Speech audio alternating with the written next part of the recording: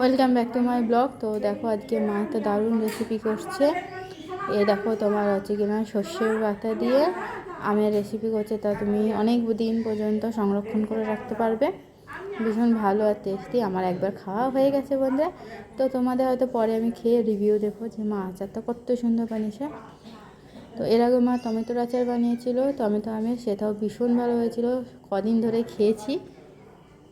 তো ডাল ভাত আলু মাখায় ভীষণ ভালো লাগে, আর এটাও গরম ভাতে নাকি ভীষণ ভালো লাগে। আর এটা একদম হারিয়ে যাওয়া একটা রেসিপি, যেহেতু আচারে কখনোই কম তেলে রান্না হয় না, কিন্তু মা দেখো কত কম তেলে আচারগুলো রান্না করবে।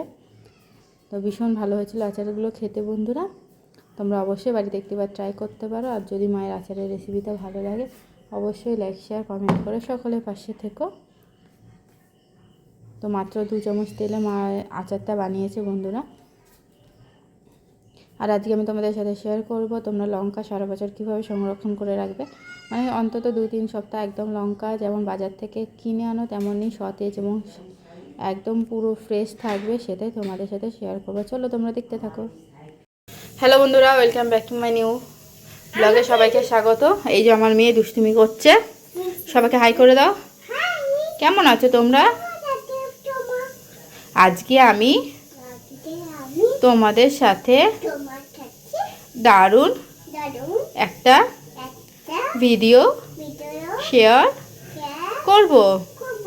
তো তোমরা দেখো এই পাশে, দেখাও, তুমি দেখাও, বলো দেখো তোমরা এই পাশে দেখো। আগের সপ্তাহে বলো মা এই লঙ্কাগুলো এইভাবে রেখে দিয়েছে, তাই এগুলো পচে গেছে।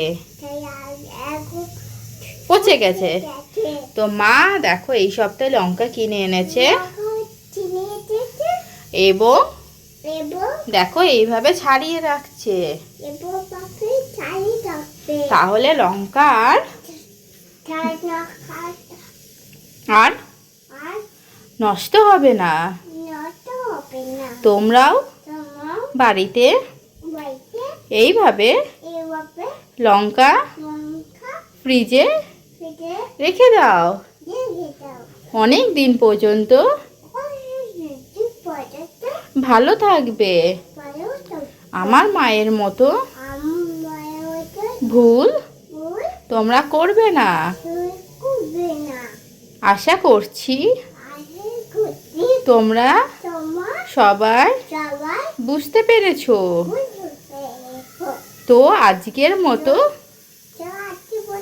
ভিডিওটা এখানেই শেষ। আচ্ছা বলে এখানেই শেষ।